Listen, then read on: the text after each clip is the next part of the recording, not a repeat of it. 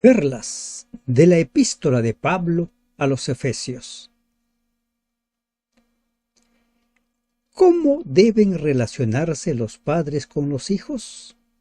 ¿Cómo deben relacionarse los servidores con sus jefes o sus superiores? ¿Qué armaduras nos ofrece Dios? ¿Dónde se encuentra Satanás? Buen día, hermanos y hermanas de esperanza. Ingresamos al último capítulo del libro de Efesios. Pero antes de iniciar el estudio, oremos. Padre nuestro que estás en los cielos, santo, santo eres Señor Dios Todopoderoso. Me dirijo a ti para rogarte que me puedas guiar en el estudio de tu palabra, que puedas guiar a cada una de las personas que está estudiando juntamente con uno tu palabra. Bendícelos, bendice sus familias, bendice sus hogares y danos sabiduría para entender tu palabra y ayúdanos a encontrar esa perla que necesitamos para nuestra vida. En el nombre de Jesús te lo rogamos. Amén. El capítulo 6 de Efesios lo vamos a dividir en 4 partes. 1. La responsabilidad de padres e hijos, los unos para con los otros.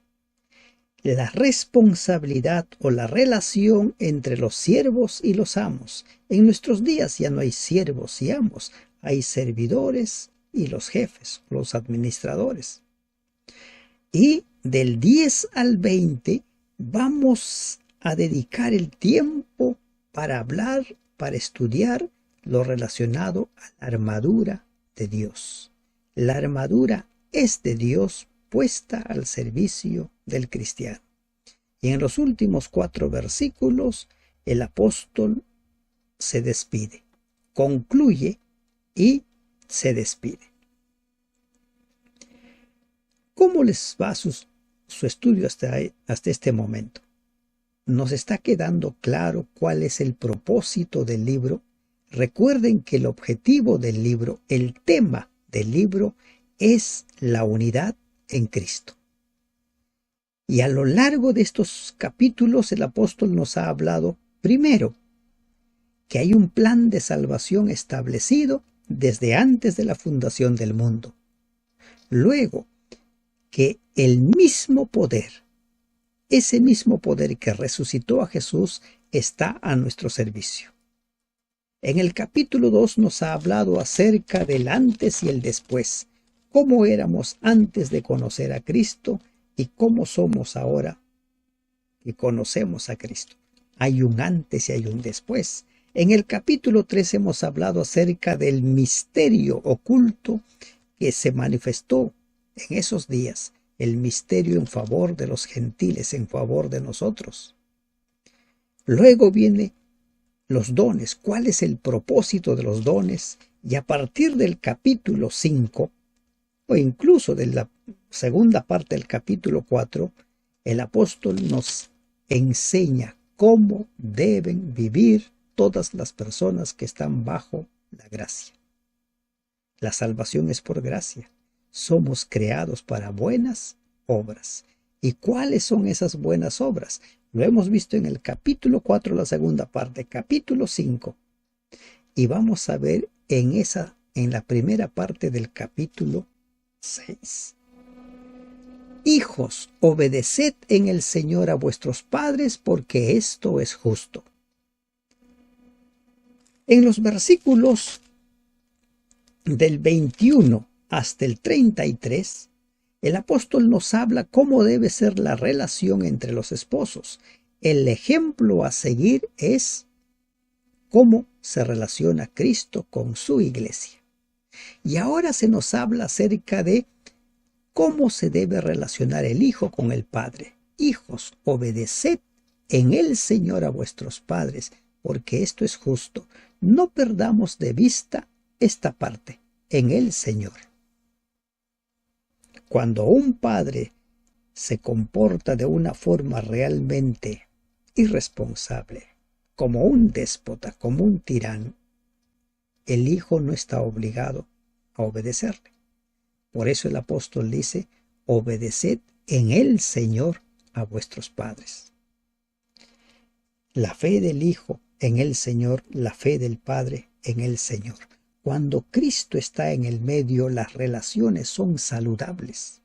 Existe una relación de mutuo respeto, porque cada uno nos vemos el uno al otro como candidatos al reino de los cielos.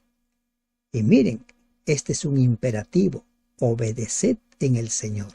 El Hijo está llamado a obedecer en el Señor al Padre. La responsabilidad de los padres es formarlos, es prepararlos para la vida. Eso es nuestra responsabilidad. Y por lo tanto el Hijo debe de aprender a obedecer. Es lamentable cuando hay hogares en los cuales el hijo, la hija, no obedecen a los padres. Es lamentable. Es lamentable cuando los hijos hacen lo que se les ocurre. Llegan a casa o salen de casa cuando quieren. No hay límites. Los límites deben ser establecidos por los padres, no por los hijos. El hijo tiene un imperativo, obedecer en el Señor, porque esto es justo. Cristo mismo aprendió obediencia. Eso lo dice el libro de Hebreos. Continúa el mensaje para los hijos. Honra a tu padre y a tu madre, que es el primer mandamiento con promesa. ¿Y cuál es esa promesa? Para que te vaya bien y seas de larga vida sobre la tierra. Esa es la promesa. La promesa de Dios a los hijos es que si honran a su padre y a su madre, si los respetan, si los cuidan cuando estos ya están ancianos y no pueden valerse por sí mismos, los hijos van a tener larga vida, les va a ir bien. Esa es la promesa, el primer mandamiento con promesa. ¿Y cuál es el segundo mandamiento con promesa? Lo vamos a ver más adelante, pero aquí vamos a detenernos en esta parte. Honrar padre y madre. En el tiempo de Jesús, los fariseos, los líderes religiosos, habían inventado leyes y este quinto mandamiento fue desterrado del decálogo. Habían inventado aquello del corbán, una ofrenda que se entregaba. Y si se entregaba esa ofrenda, el hijo ya no estaba obligado a honrar padre y madre. Y por eso en Marcos Jesús les dice a ellos, ustedes han desestimado, han puesto a un lado las leyes de Dios para reemplazarlo por sus tradiciones. Obedecer a los padres no es solo natural, sino que corresponde con la expresa voluntad de Dios. Es el primero, ¿no? El primer mandamiento con promesa. ¡Qué maravilla! Para que te vaya bien. ¿Cuántos hijos lamentan su triste vida? Ya los padres no están, lo lloran. ¿Por qué fui así? Aprendamos a obedecer, a honrar padre y madre. Aquí deja el apóstol Pablo el mensaje para los hijos. Ahora el mensaje es para los padres. Como ustedes se podrán dar cuenta, así como ayer habla a los esposos y luego a las esposas, ahora habló a los hijos y ahora a los padres. Y vosotros, padres, ¿qué dice? No provoquéis a ira a vuestros hijos. Esta prohibición es esencial porque la obediencia que se pide de los hijos debe descansar sobre una base moral. La razón para esta amonestación se encuentra en el pasaje de Colosenses 3:21. ¿Qué dice Colosenses 3:21? Para que no se desalienten. Exactamente 3:21 dice, padres, No exasperéis a vuestros hijos para que no se desalienten, para que no estén desanimados, para que no sientan que están solos, que no tienen en quién confiar, para que no sientan que no valen nada. Es lamentable cuando hay hijos que creen que no valen nada. No provoquéis a vuestros hijos. A veces hay padres que provocan a los hijos. El hijo está tranquilo y de pronto empiezan a hacerle bromas, y como el hijo no responde o el hijo empieza a incomodarse y el padre se exaspera y castiga al hijo. No había necesidad de provocarlo. Y quizá en la experiencia de usted se ha dado, ya sea como hijo o como padre, a veces provocamos innecesariamente a los hijos. Y la segunda parte dice, sino criadlos en disciplina y amonestación del Señor. Disciplina y amonestación en el Señor. Esa es la responsabilidad del padre, disciplinar. Pero esa disciplina es una disciplina que busca, que tiene un objetivo. ¿Y cuál es el objetivo? Formar personas para hacer frente a la vida. Formar personas responsables que vayan madurando, que vayan entendiendo cuál es su lugar, cuál es su misión dentro de la sociedad.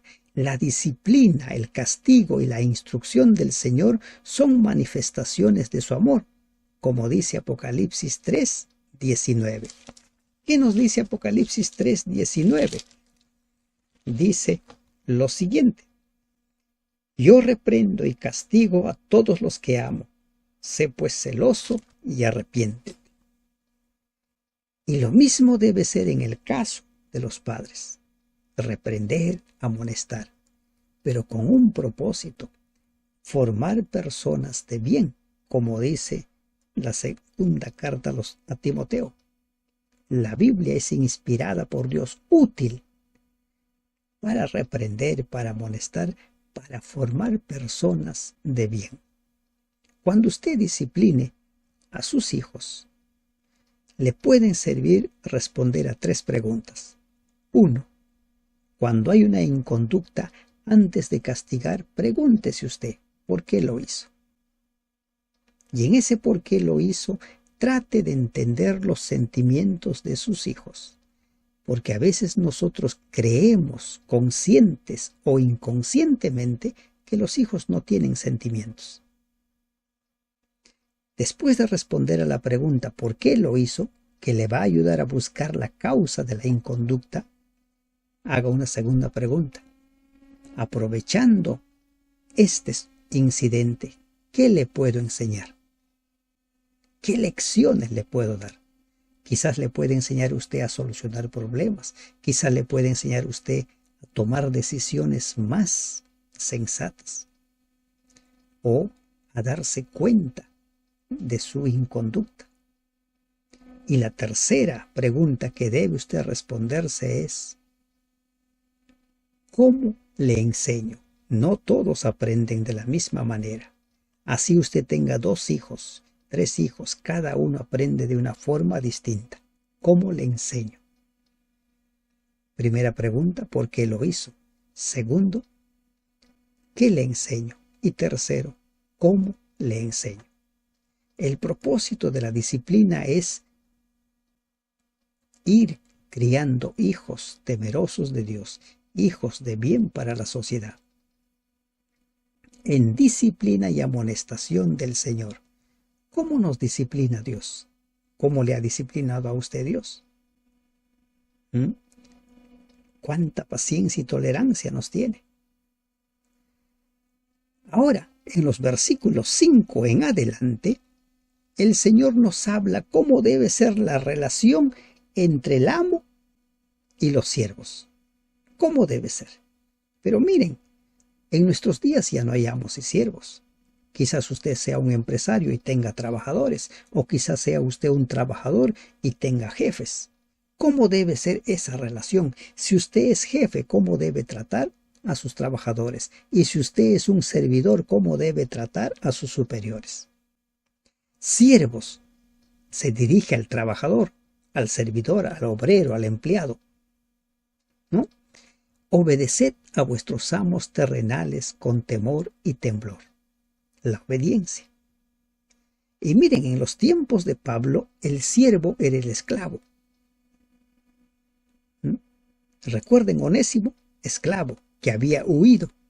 Y después Pablo le envía de vuelta a Onésimo donde su amo Filemón, y le envía una carta. Obedeced a vuestros amos terrenales con temor y temblor. Si tú eres un servidor, sirve con temor y temblor. ¿Qué quiere decir con temor y temblor? Con mucho respeto, con consideración. No esperes a que te vigilen para que cumplas con tu trabajo. Sé responsable. Con sencillez de vuestro corazón, como a Cristo. He aquí el secreto. Cuando sirvas a alguien, cuando hagas un trabajo para alguien, hazlo con sencillez de corazón como a Cristo. La única meta debía ser agradar a Cristo en el desempeño de la tarea asignada por el amo. Un esclavo podía sentirse tentado a justificarse razonando que al no recibir remuneración por su servidumbre, era correcto que se compensara por medio de subterfugios, engañar, ¿no? Si no me ven, no trabajo. Y siempre nosotros buscamos excusas para justificar nuestra desidia, nuestra inconducta. Entonces, ¿qué se debe hacer? Servir como al Señor. Toda persona debe considerar el servicio que presta a quien brinda su servicio como un servicio a Cristo. Los esclavos debían servir como si estuvieran sirviendo a Cristo. No sirviendo al ojo como los que quieren agradar a los hombres. No sirviendo al ojo, dicen. No esperando que te estén viendo, que te estén siguiendo. Tu servicio tiene que ser responsable para el Señor, no para los hombres, sino como siervos de Cristo de corazón haciendo la voluntad de Dios. ¡Qué maravilloso! Por eso es que muchos cristianos, los cristianos fieles, son muy considerados en las empresas porque son personas responsables, porque hacen un trabajo como sirviendo al Señor, hacen su trabajo haciendo la voluntad de Dios, que es ser transparentes, que es ser leales, ser veraces, ser honestos. Lamentablemente hay también muchos que se hacen llamar cristianos, pero que no son buenos servidores. ¿Cuál es el secreto? Para Cristo, de corazón, haciendo la voluntad de Dios. Y ahora, sirviendo de buena voluntad, como al Señor y no a los hombres. ¿De acuerdo? Ese es el mensaje. Sirviendo de buena voluntad, como al Señor y no a los hombres, sabiendo que el bien que cada uno hiciera, ese recibirá del Señor, sea siervo o sea libre. La ley de la cosecha. La ley de la cosecha. Miren, esa ley de la cosecha nunca lo perdamos de vista. ¿Qué dice? Eso recibirá del Señor, sea siervo o sea libre. Esa ley de la siembra y la cosecha no cambia. Esa ley de la siembra y cosecha es igual para todos. Sea el servidor, sea libre, sea esclavo, sea amo, sea obrero, sea empleado, sea jefe, sea el dueño de la empresa. Esa ley no cambia. Y hay una promesa ahí en el Señor. Dice, sabiendo que el bien que cada uno hiciere, ese recibirá del Señor. ¿Qué dice Jesús en Apocalipsis 22:12? He aquí vengo con mi galardón para entregar a cada uno según sea su obra. Cuando usted trabaja, también es un embajador del Señor. Cuando usted está en un servicio, en un puesto de servicio, como obrero, como servidor, como empleado, recuerde, haga su trabajo para el Señor. Y vosotros, amos, ahora se dirige el mensaje hacia los jefes, hacia los administradores, hacia los superiores. Y vosotros, amos, haced con ellos lo mismo, dejando las amenazas. Usted es jefe, ¿cómo trata a su personal? ¿Los trata constantemente con amenazas? Voy a mandar un memorándum, te voy a dar cuenta de tu conducta. No sé, ¿qué tipos de amenazas puede usar usted? Deje de lado las amenazas, sabiendo que el Señor de ellos y vuestro está en los cielos. Es el mismo Señor de los siervos y de los amos, de los trabajadores y de los empleadores. Es el mismo Señor. Es el mismo. Recuerda la regla de oro. Haz con los demás lo que quieres que hagan contigo. Y que para Él no hay acepción de personas. Para Dios no hay acepción de personas. Dios sirve, apoya, bendice a todos por igual. Al esclavo o al amo. Al hijo o al padre. Al esposo, a la esposa. ¿Se dan cuenta? Dios no se deja influir por apariencias externas como jerarquía o posición social. Para nada. Hasta aquí, ¿cómo debe ser la relación, ¿no?, entre padres e hijos, amos y siervos, esposos y esposas que vimos ayer en el capítulo 5. A partir del versículo 10, ¿qué digo capítulo? Del versículo 10, ahora el apóstol Pablo nos desafía a nosotros a ser vencedores. Una vez más repito, en la vida del cristiano, el después de Cristo, no hay lugar para la tibieza espiritual, no hay lugar para aquello de somos débiles, somos imperfectos, nadie es justo, no hay lugar. Por lo demás, hermanos míos, fortaleceos en el Señor. ¿En quién tenemos que fortalecernos? En el Señor. Este es el secreto de la victoria.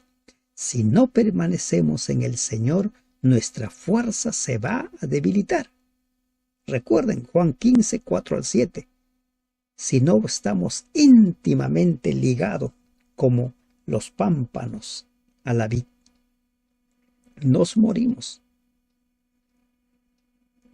Fortaleceos en el Señor y en el poder de su fuerza. ¿Qué hemos aprendido en el capítulo 1? Que el mismo poder que resucitó a Jesús está al alcance de nosotros, está a nuestro servicio. En el poder de su fuerza. Todas las ventajas las tenemos nosotros para vencer al enemigo. El enemigo puede ser poderoso frente a nosotros, pero cuando nos vestimos del Señor, somos más que vencedores. Recuerden Romanos capítulo 8. ¿No? Vestíos, dice el versículo 11.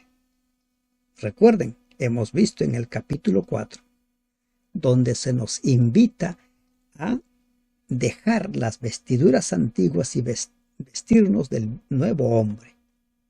Y en esta parte el apóstol nos va a hablar de la armadura de Dios.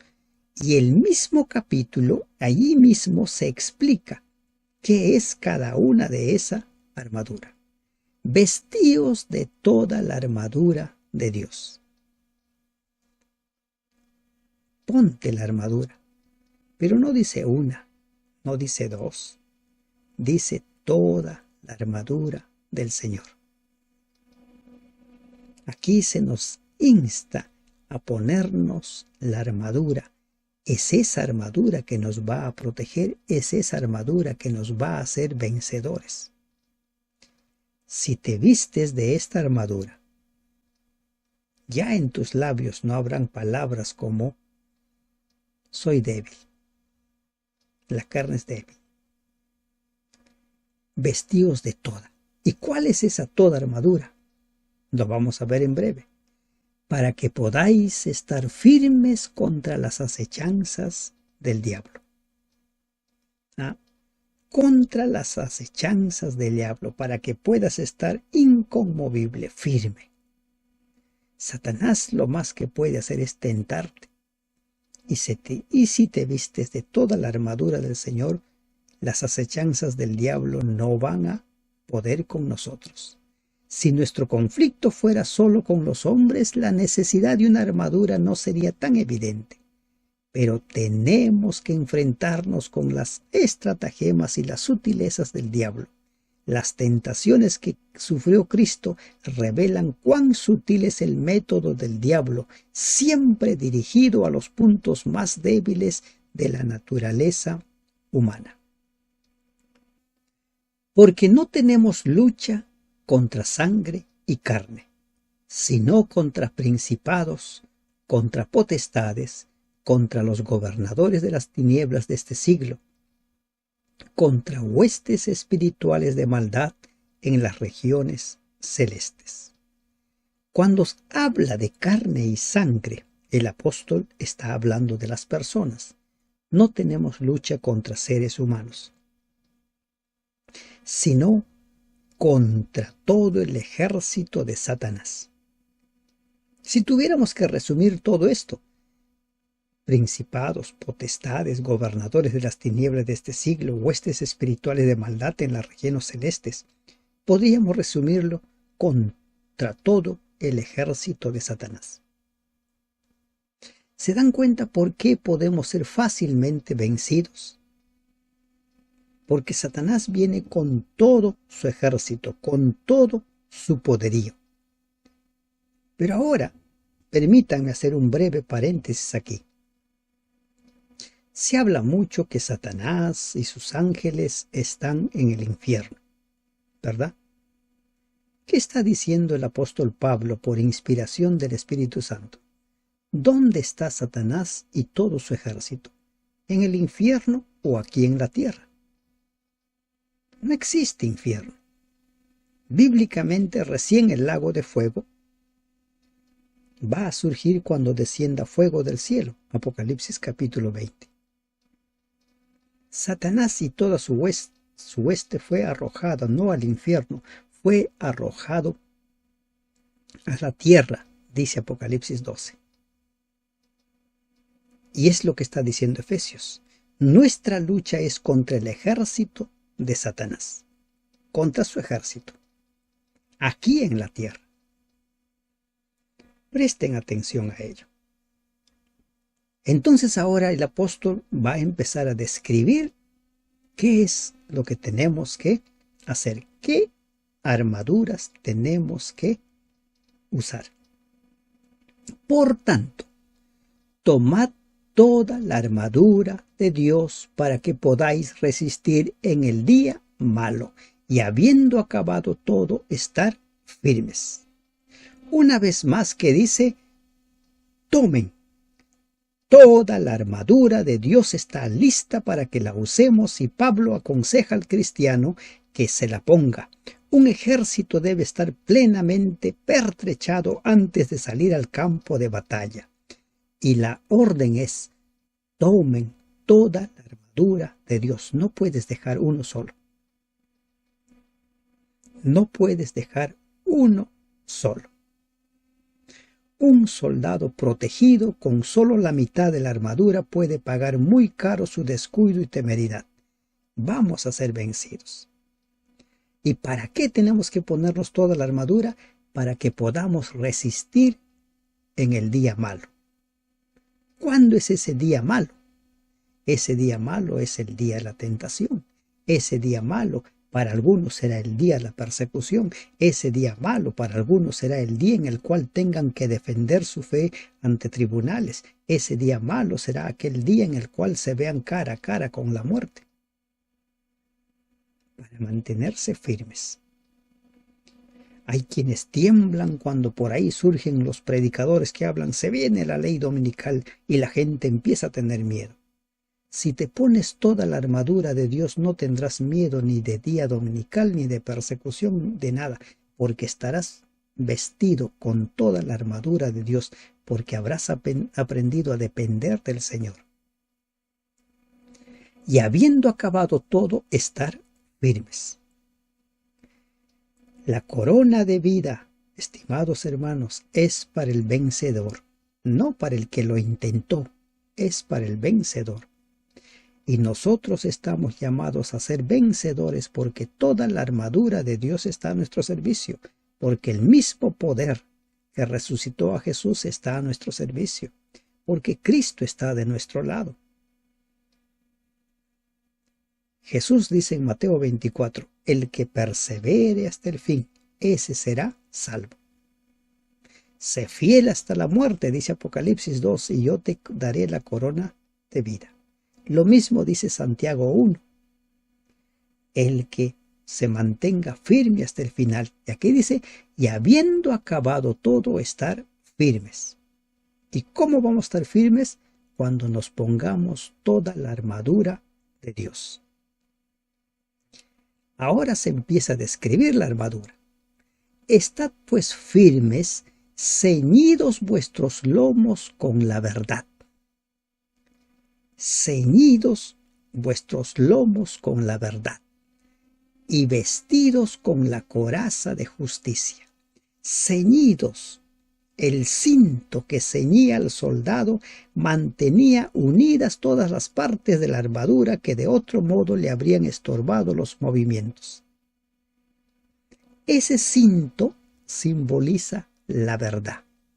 El cinto. Primera armadura, la verdad.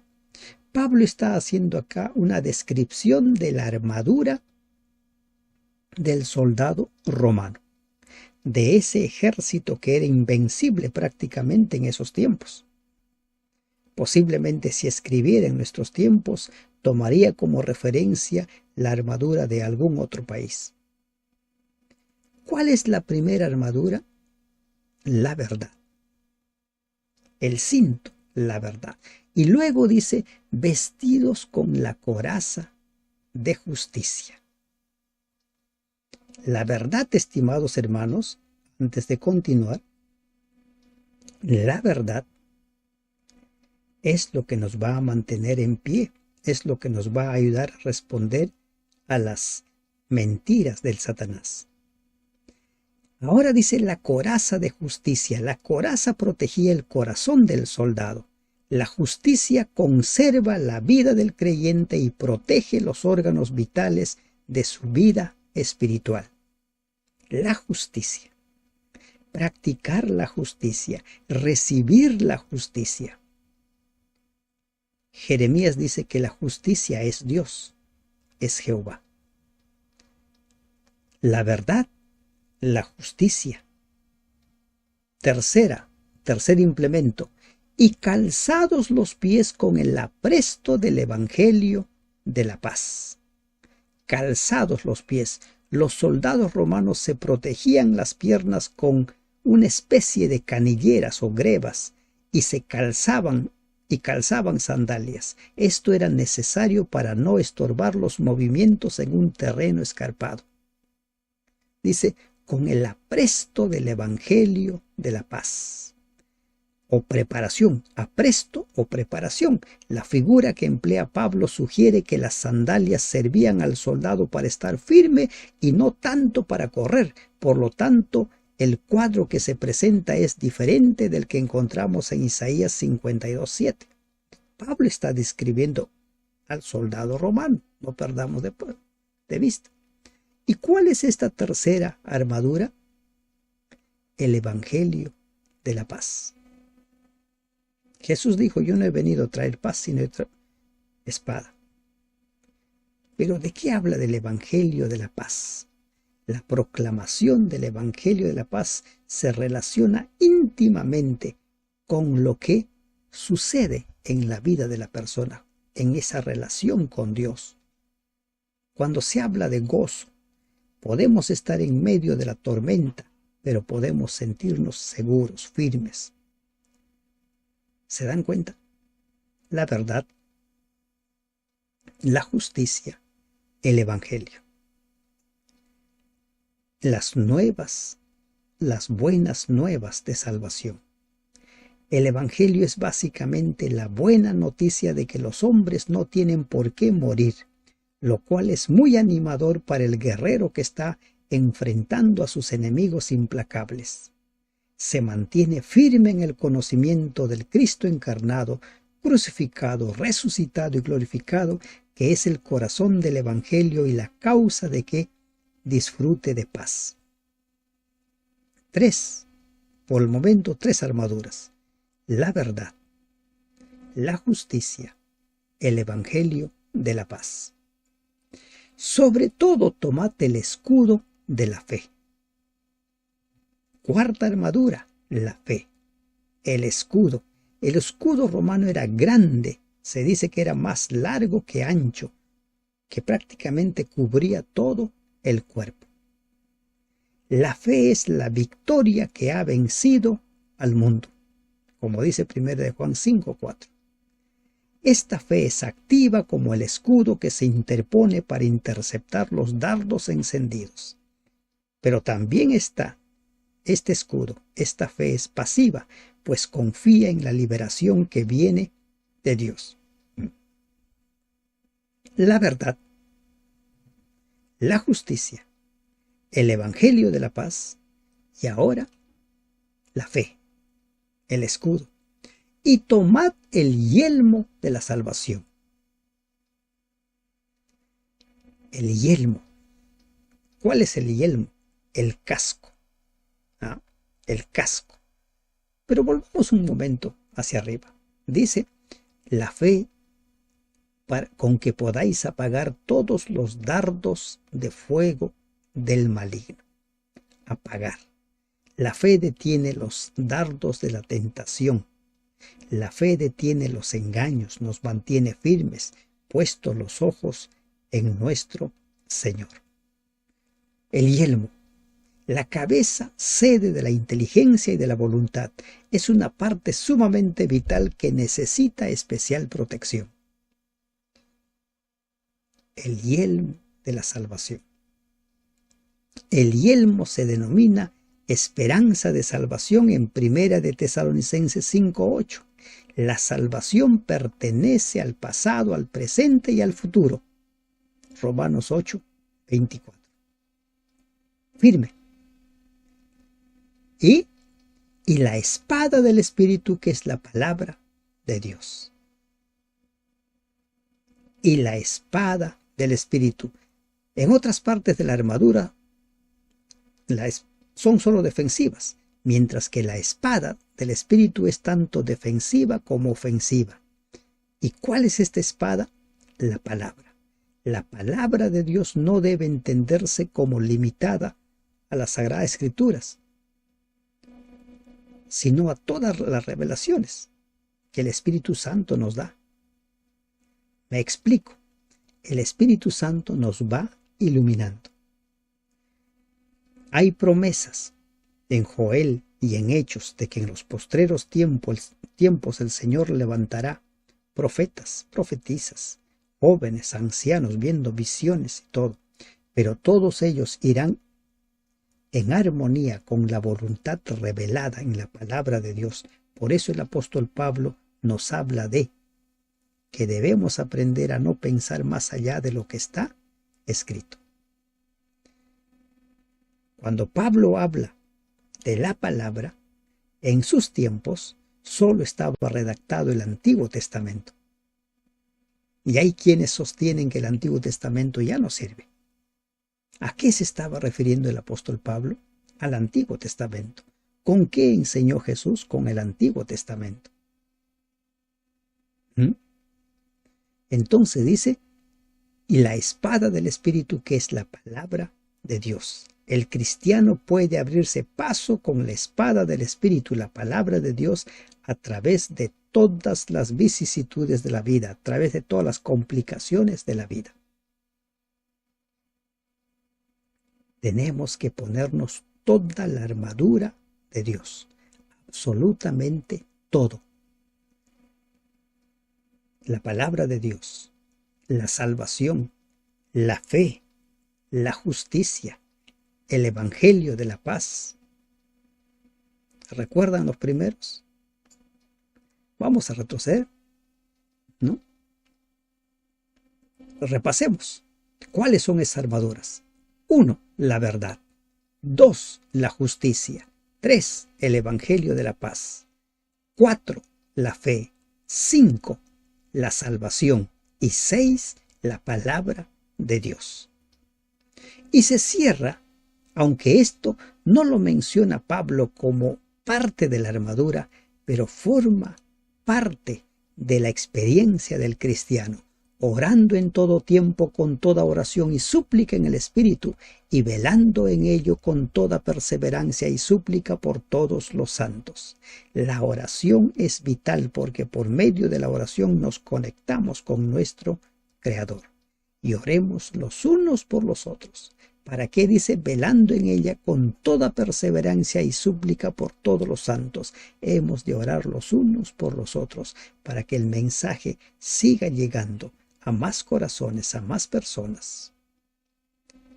Y por mí, dice el apóstol Pablo, a fin de que al abrir mi boca me sea dada palabra para dar a conocer con denuedo el misterio del evangelio.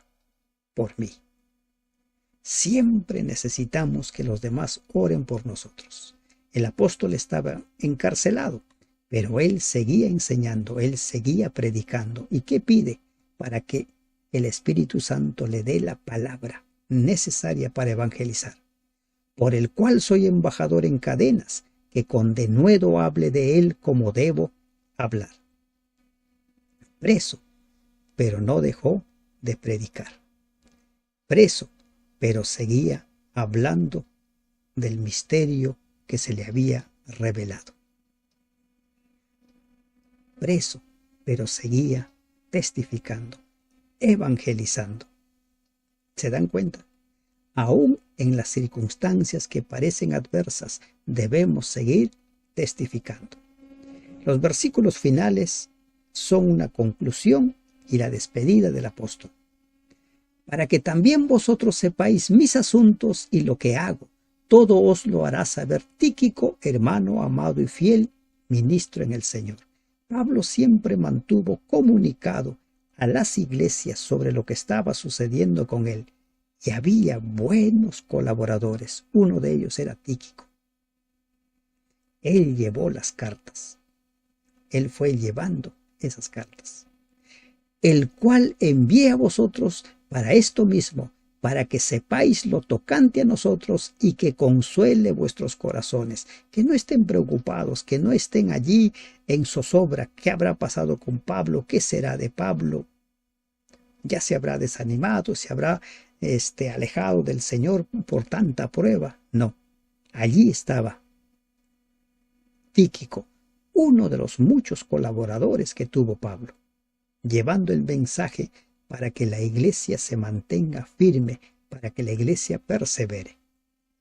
Nosotros hoy tenemos en casa versiones de la Biblia y podemos tener con nosotros esa palabra de consuelo y esperanza. Paz sea a los hermanos y amor con fe de Dios Padre y del Señor Jesucristo. ¿Dónde estaba Pablo? Estaba encarcelado. En esas situaciones adversas, él seguía viendo la mano de Dios trabajando en favor de su iglesia y en favor de él. Paz entre los hermanos, amor con fe. De Dios el Padre y del Señor Jesucristo, la gracia sea con todos los que aman a nuestro Señor Jesucristo, con amor inalterable. La gracia. ¿Con quiénes sea? Con todos los que aman al Señor Jesucristo con amor inalterable, con un amor firme, un amor que se mantiene a pesar de que las cosas puedan ir mal, un amor que se mantiene firme a pesar de que llegue la abundancia, un amor que está allí y que mantiene al creyente, al adorador, perseverando. Recuerda, la corona de vida solo es para el vencedor. Y se nos ordena, se nos indica que debemos vestirnos de toda la armadura de Dios para hacer frente a Satanás y a todo su ejército. Si nos vestimos de toda la armadura de Dios, seremos más que vencedores. Que Dios te bendiga. Amén.